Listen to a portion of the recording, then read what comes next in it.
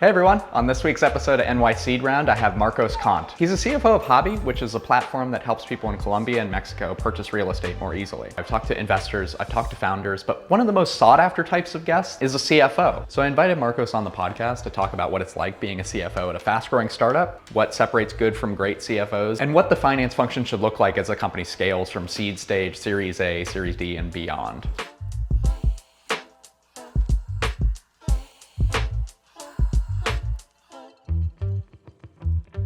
All right, Marcos, CFO of Habi. Thanks for joining me today. Thanks for having me. First, how did you become a CFO? I think it was an accident. As usual, good things in life happen by accident. I was not looking to change my job at that time. I've been a banker for almost 20 years.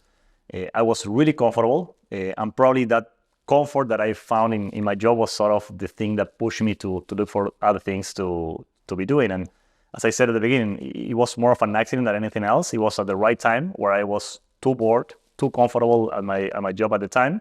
And I was looking for not really change jobs, but learn about the other things that I could be doing with my life. And I got proposals from other tech startups at the time. None of them, there were very interesting businesses, but nothing that actually was moving me enough to make a decision. And then suddenly Habi comes up, and it's sort of a combination of tech, real estate, finance, Latin America, a business that was and continues to grow exponentially. I met Breen and Sebastian, the two co-founders. The connection was instant. We had a lot of friends in common. I'm a very practical person. I try to, of course, include data in all my decisions, but I'm more inclined to make decisions on experience and of course on data. But should I have thought about it more? Maybe I'm not here today. So it was. I think there's a lesson there in like taking risks on roles. Like, for example, you said you came from the investment banking side for 20 years. In what ways was a CFO role a stretch role for you? It was a very stretch from the angle that as an advisor, your life goes around Excels and negotiations and documents when you close an M&A or when you do an IPO or so forth. The big stretch was, okay, I'm going to go from a position where I just advise and do what I feel is best for the client to actually operate the business and make sure that all that advice that I have in my head actually gets implemented at the end of the day. I continue to joke about my role as a banker ended the moment we close a deal. My role as a CFO starts when we start the deal and does not end until ever. You're way more involved. At closing of a transaction, we just closed a really nice transaction with IFC last week for $30 million in debt. The role of the legal advisor at that point was done at the closing. My role as CFO continues. Now we need to deploy the capital. We need to be responsible with how we use the cash and so forth. So it's a sort of a never-ending approach to things. Yeah, so investment banking, sort of a metaphor, is like you get to the starting line, but then once you're CFO, you actually get to run in the race. Exactly. Yeah, that's exactly the point. Yeah. One quick question for those that are maybe controllers or in investment banking and aspire to be a CFO. What advice would you have for them? At first I would tell them to be careful what they wish for. It's not for everybody. I'm not saying I'm the best CFO ever and that I made the best transition ever. I wouldn't have you on the show unless you were the best CFO ever. So just for the note. Thank you.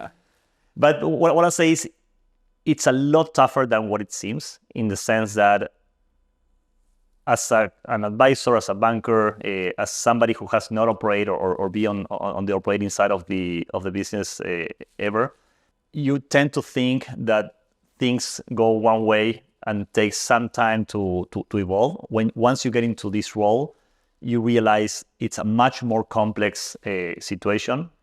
Things take much longer than what you would expect. You have to have a lot of patience and resilience in terms of pushing change, pushing improvements, and so forth.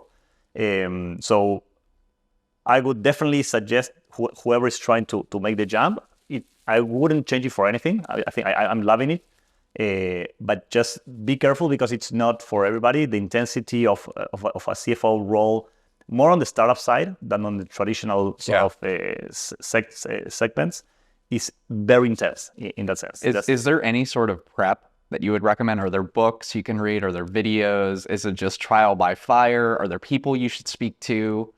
I think it's a lot of trial by fire. It's a lot of talking to other people. We have a really nice community in LATAM and in the States. I live in New York, so there's a lot of great CFOs living here in the city, nice. and it's a lot of talking to everybody, making sure that you understand what their challenges have been, because usually you're dealing with the same challenges, even if it's a prop tech, fintech, insurtech. Usually the challenges on the financial side are pretty much not the same, but very similar. So talking to a lot of people helps a lot. And I try to keep, all the time talking to other CFOs, other finance leaders of the ecosystem, just to make sure that what I'm doing is the right thing. A lot of things that we do sort of come from common sense. Yeah. But there's a point where you actually need to talk to somebody who has gone through the same challenge. Can you give me an example of like maybe a scenario you got advice about, from another CFO that you had never encountered before, maybe?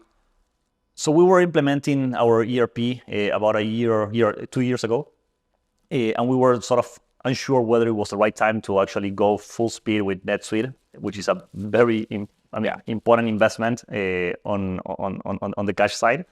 And again, we were not sure whether we should do it, whether we had the scale or not. And we talked to a lot of people in the area to see when and if it made sense to implement it.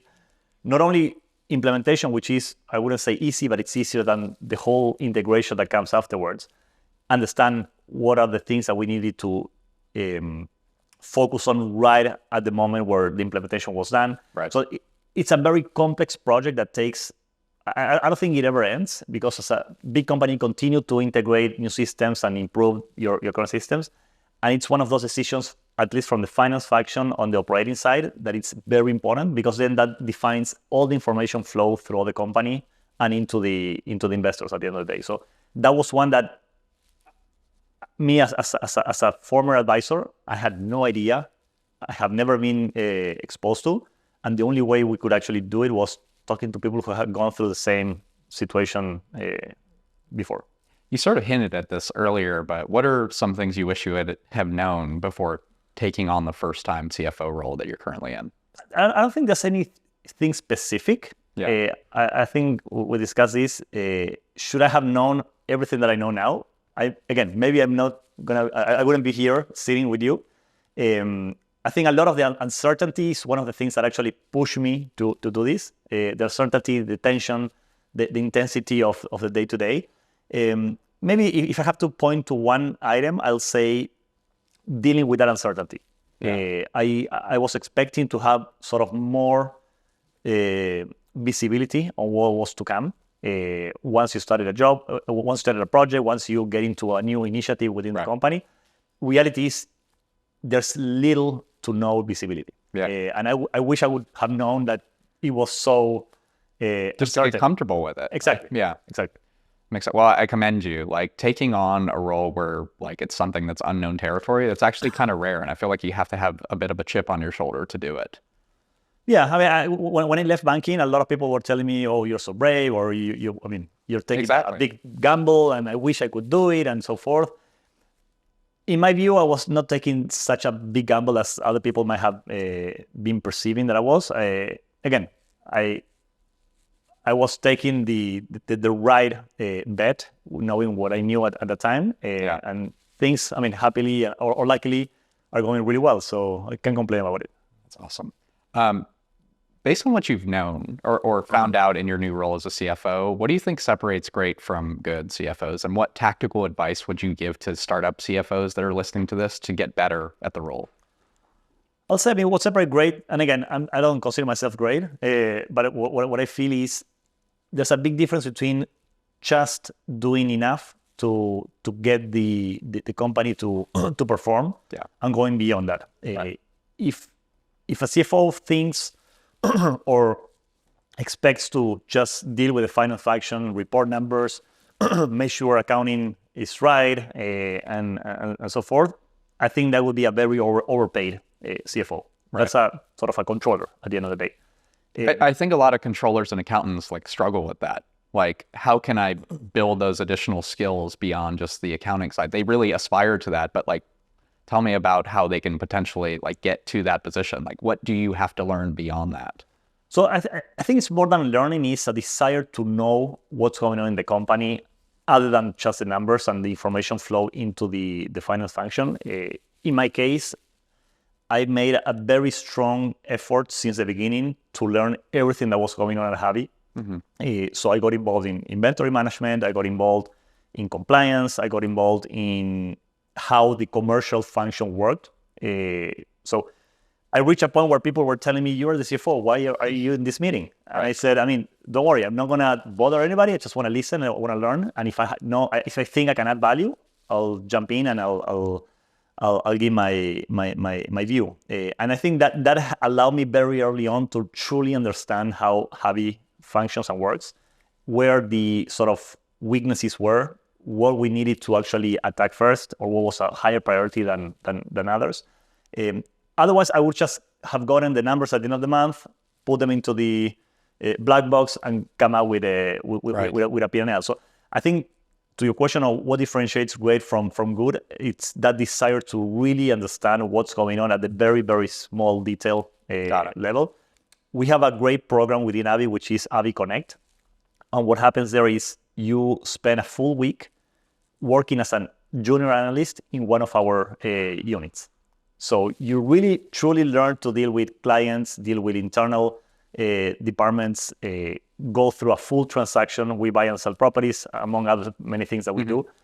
So you actually are doing the work of an analyst for a week.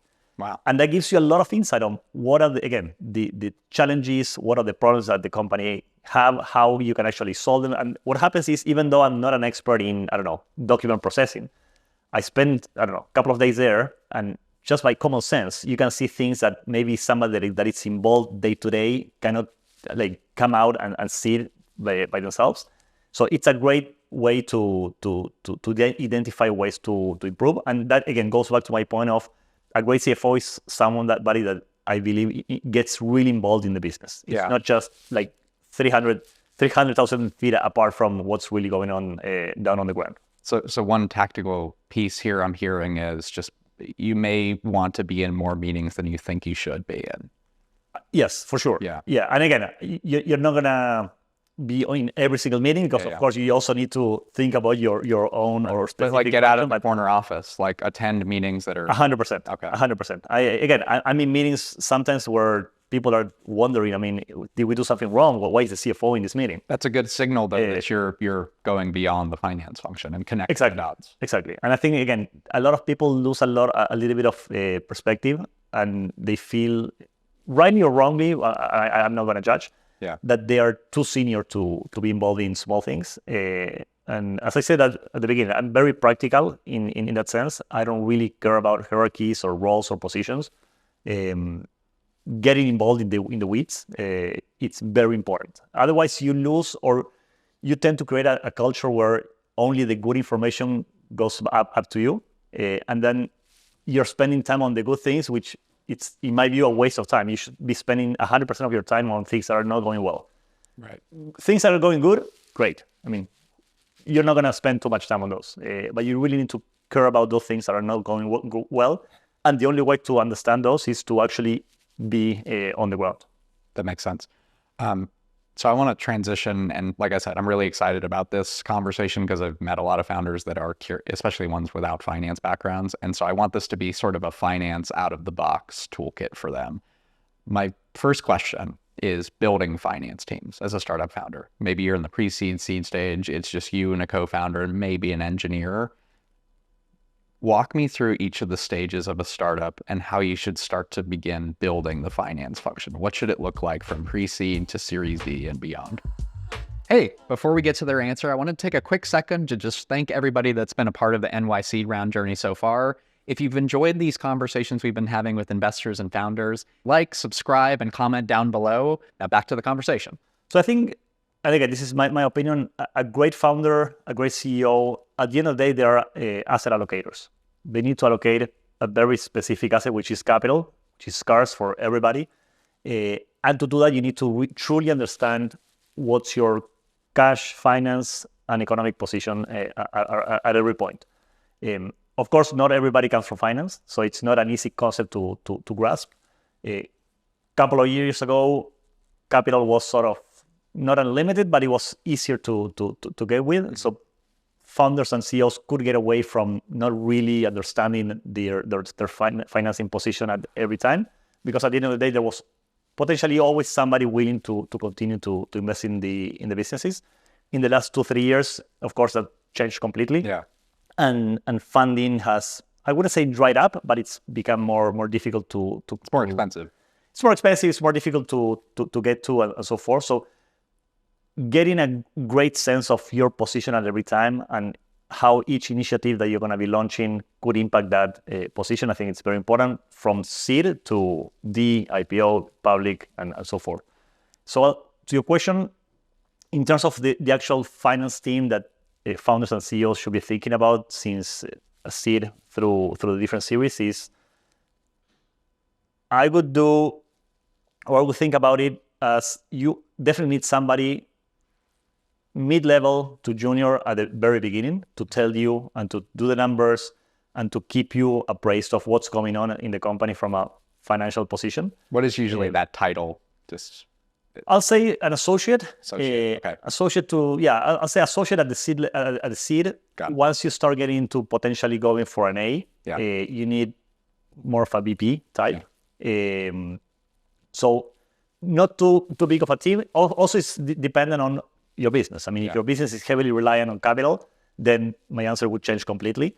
But what would the answer be if that was the case? The answer would be you need sort of a team. You don't need one person. You need like 3 or 4. 3 or 4 people, one leading the team, making sure that things are flowing the way they should. And something I'm probably going to say later as well is, I don't feel, or I'm not of the opinion that companies fail because of a bad product, because you can always improve it. Yeah. Companies fail because of a liquidity crunch, of a sudden liquidity crunch. Got it. So in businesses that are not too reliant on capital, maybe you can get away with somebody not actually following closely the numbers.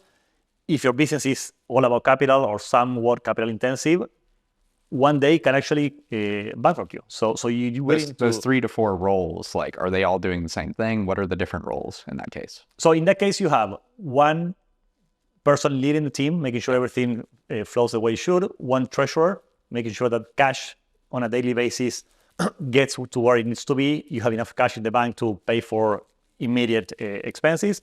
And then I'll say 1 or 2 other people to actually work on internal reporting, making sure that commercial teams are reporting the right information to the finance team and so forth. Got it. And then you get to Series A. How do things shift? Then you get to Series A, you need to start showing a much more robust finance function. Investors, more so now than before, are sort of asking or requesting that you have much better reporting systems in place. Yeah. Not getting still to a full ERP enterprise system, but they are expecting you to be able to report on a monthly basis, that the numbers are correct, that there are no restatements and so forth. At a second's notice too, right? On a monthly basis, yes. I mean, I wouldn't expect anybody to ask you from 1 week to another, get me the numbers for last week. But you should be able to show professionalism in the sense that they ask you for something at the end of the month. Here it is. It's consistent. It hasn't changed, and the numbers are accurate, and they can trust your numbers. Right. The worst thing you can do in finance is make a big mistake at the beginning, because then nobody's gonna believe a single number that you provide them until you actually provide them with consistency. So a big or small mistake can cost you, quarters and quarters of mistrust. And that's something that you definitely don't want to happen on the finances when you deal with investors, with your board, even with, internally. The CEO seems like a big lesson, like for founders, especially non-finance ones, are like, do I really need a finance person at this point? That's a big risk. It is. It is, because if you are working on a really great company that is growing exponentially, and let's say it's growing so well and it's doing so well that in 2-3 years you could potentially be willing or able to go public, the last thing you want is a restatement. Right. So numbers need to be perfect. I mean, and this is something that, again, I push a lot at Habi is there's no margin of error. It's not we need 95% of the numbers correct. In accounting, in finance, It's 110. 100% needs to be correct. There's no wiggle room in that sense. And it's very important because, again, you come from a more of an entrepreneurship group that feels that, yeah, things are going to get better. And in finance, I mean, a number is right or it's wrong. There's no in between. That's true. Leading up to the Series A, there are fractional CFO firms and there are startup CFO consulting firms. Is there any sort of calculus you can provide of like bring somebody in-house or use a fractional CFO firm? I mean, I like the concept of fractional CFOs because it potentially will save a little bit of money in the short run. My problem with those is there's no sort of ownership of the work. Yes, of course, everybody will try to do their best and they have a name to protect and so forth. But at the end of the day, if in 1, 2, 3, 4 years, something comes up that those numbers were not right or something was not accounted the right way, there's no accountability.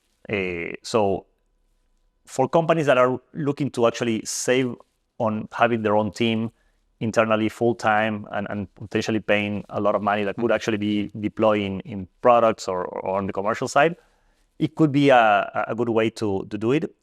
Again, in my personal view, I think it leaves a lot of accountability away. And I tend to think that at the AV levels, you should already be thinking about your own teams within the... And sorry to double click on this. One thing is like, if you're a seed stage founder or pre-seed, you're building a product, you're testing it with potential customers, you maybe don't have thousands of customers. What are the signals? Because you brought up, I should bring in, a full-time finance person. What are the signs you should start thinking about that? Like you're not going to bring them in day one. Yeah, right. Yeah. Of course. So I think the big signal is if you're a CEO or founder and you feel you're starting to spend a lot of time looking at the cash on balance and payments and receivables and so forth, I think that's sort of the right time to start thinking about bringing in somebody else. It's as usual. Your time is limited when you feel you're not spending a lot of your time or most of your time on actually developing that first product, first service. I think that's a big signal that you're spending time on things that, yeah, they add value, but then they don't add as much value as they could if you were just focusing on your business. Gotcha. So I think that's one of the key moments where you should think, I'd rather just bring somebody else, free up a lot of my time and continue to grow the company. That makes sense. You brought up communicating with the board and trust. How can founders run better board meetings? What advice do you have when it comes to communicating with the board from a finance perspective? Yeah, I think, communicating with the board should, in my view, not be just a once in a quarter, once in a month situation. I think communicating with the board should be, especially at the very early stages, I'm not saying on a daily basis, but at least once a week. If you have the right board in place, I'm sure they're going to add a lot of value by just giving them a phone call. 10, 20, 30 minutes with a board member that actually adds a lot. It could add a lot of value in the business. A lot of decisions that you're going to be making, they could be a great sounding board for those questions. So the first thing I'll say is don't wait until the actual formal board meeting to talk to them. Again, if you have the right board in place, you should be doing that very frequently. At Habi, we talk to all the board members. I'll say, if it's not, at least once a week. And we are not such a small company anymore. And every time we talk to them, they gave us great insights on small, big, medium decisions that we are making all the time. So my recommendation is that, just don't keep it for the board or for the board meeting to communicate with them. Just use them as much as you can because they add a lot of value. The second thing I'll say is don't use those board meetings to report your performance. The board should know about it because you should be providing them updates along the way. The best use of your time and their time during a board meeting is strategy and things that actually matter in the long run. If you're going to spend, again, 2-3 hours just reading the performance report for the last few months. That's going to be a brutal meeting. It's going to be boring. Nobody's going to learn anything new because they already had the information and they have the decks and everything. And it's going to be a waste of a lot of highly paid people's time. I mean, you spend 3 hours there, you could have spent 3 hours, I don't know, talking about where the company is going to be in the next 10 years. Okay, well, that's a good point then. Like, what should the objective of a board meeting be from your perspective? And like, I'm thinking of a founder is maybe conducting their first ever board meeting. What is the board looking for from the founder? I think the board is looking for guidance in terms of what's to come. Yeah. How the company is going to look in the next 3, 4, 5 years. What are the things that are not working? What are the things that you should be changing? Even if that means changing the whole company. I think those are the topics that are, in my view, most important. Again, rather than talking about whether we missed or achieved budget. So like, okay, so it's sort of a shift in mindset from like reporting session to like, this is a collaborative effort. Exactly. Yeah. And we are here to talk about the tough stuff of talking about what's wrong and potentially like explore solutions that are radical. I think that's a helpful framework for folks that have never done it before. Yeah, exactly. I mean, at Habi, we evolve a lot in terms of how we conduct our board meetings. Right now, we spend maybe, 20 minutes talking about how the last 3 months went, and that's it. And then we spend 2-3 hours talking about what's really not working. Yeah. And then talking about, okay, what are the things that are working that could actually be working better? So if it's a 3-hour meeting, you're saying like the bulk of it is what's not working? Exactly. Okay, good. Again, we really focus only on things that are not working. Things that are working, fine. I mean, congrats. But it's not really useful for anybody to talk about all of that. When you look at public companies, when they report to the public markets, they always talk about the good things. Yeah. Of course, they're not going to talk about the things that are really not working on, because they want to, get the people excited and bring new people to invest in their company. You're saying like the private company earnings statement should be like pretty much all like what's going bad and how exactly. fix it. So if you think about it, think about the complete opposite of what a public company would report to the market. Yeah. That's how, in my view, a board meeting should be carried out. So how can founders practice good financial hygiene earlier on in their startup that sets the foundation for later? Is it reviewing P&Ls weekly? I think it's very important. Sometimes founders, rightly so, lose a lot of or some angle in terms of how the managerial numbers look against the actual accounting numbers. Because, for example, at Habi, we close a transaction when we buy or sell, when we sign a promise to buy or sell. Accounting-wise, you don't close a transaction until you sign a deed. So both are very important because you need to sign a promise before you can actually sign a deed. So what can you actually change from a managerial perspective? You can actually push the commercial teams to sign more promises. Then it's up to the other teams to actually get that promise converted into a deed. So the two numbers are very important.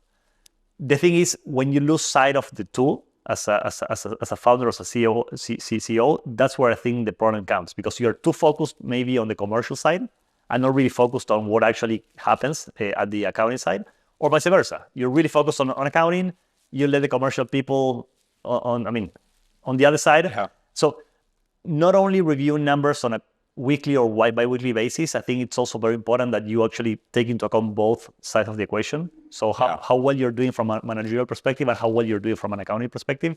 Maybe at the very early on, accounting, numbers need to be right, don't get me wrong, but people don't pay too much attention to those just because there's a lot of accounting adjustments and a lot of rules that you need to go through that maybe don't reflect perfectly the actual business. But both are very important. Since I joined Habi, I joined when we were at our B series. We went through our C, and we had a very strong, aggressive switch from just looking at managerial. Now we're we're looking more at the accounting side of the equation, see how numbers actually fall into an IFRS P&L without losing sight of, the commercial side.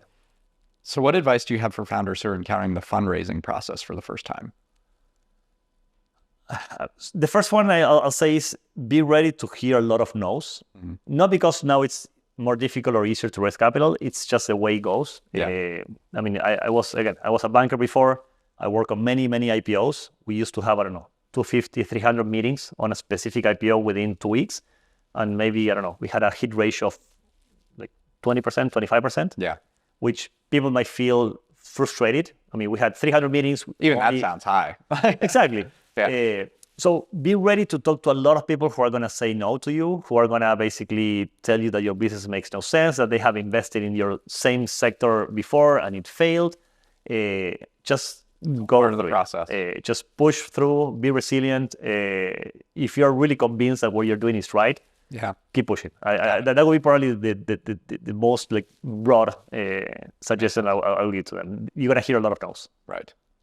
Walk me through best practices for metrics reporting. What are vanity metrics? What are solid metrics that you should absolutely anchor to? I know there's the obvious, like how much money are we making as a business, but like help me distinguish like what is considered vanity metrics and what are the most important things that founders should keep in mind from a reporting standpoint? So I think one of the most important things is consistency.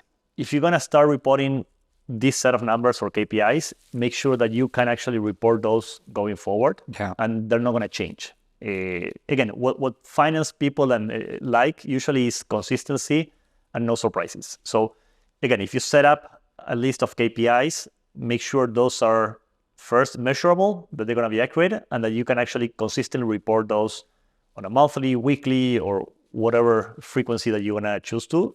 Because the moment you stop reporting those, people are going to feel or think something is wrong.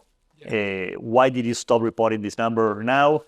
Why this number used to be X and now you're reporting the same number for the same period on this new report and it's different.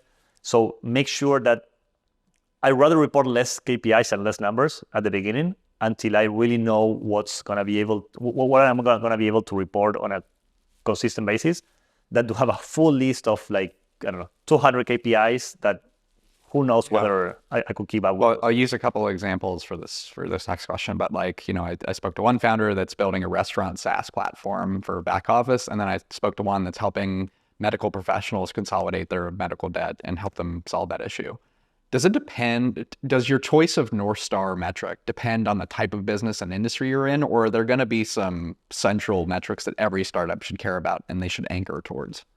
I think it's more than sector, it's about your mission. I mean, what's the mission and the vision for the company, and where you want to get? Some companies might feel that they want to get to profitability and have the highest ROE ever, and that's fine. Other people might feel, oh no, we want to help the most families. Again, in the case of Habi, we want to help millions and millions of families in Latin America to access liquidity through their residential assets. So I think it's not really sector specific. I think it's more of a mission driven. Figure out what that is. Exactly. Yeah. And at the end of the day, again, when and if you actually get to become public, those things could change versus the market. But internally within the company, I think that should probably stay the same if you are true to your mission. But when it comes to reporting to investors, it's probably the common ones, right? Like how much revenue are we generating? What are our costs? Okay. Yeah. So it's usually top line, the EBITDA, and so forth. Makes sense. To a question on vanity metrics, that's one that I really don't like, or I dislike a lot, which is runway. A lot of people focus on runway, and I think it's completely wrong to look at it. Why? So the concept itself. It's how much time I got left. Which again makes no sense, because let's say I am a company that has 12 months of runway. Yeah. What does that mean? That at the 11th month, 29th day, I'm going to have enough money for another day, and then I go down. In my view, it allows people to, again, create a very nice vanity metric when they actually have, 36 months of runway. And when you have, 6-7 months, you just don't talk about it. Yeah.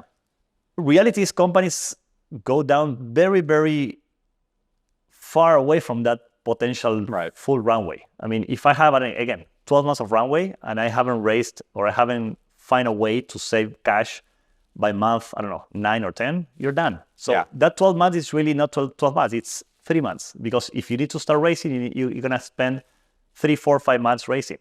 So that's why I really dislike when I get the question of how much runway does Habi have.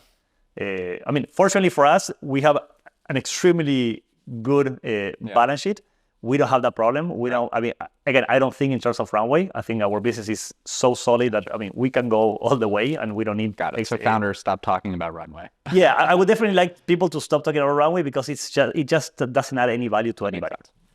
My last question is, for founders, how can you work better with your eventual CEO? Like, what's the key to having a great relationship with the CFO?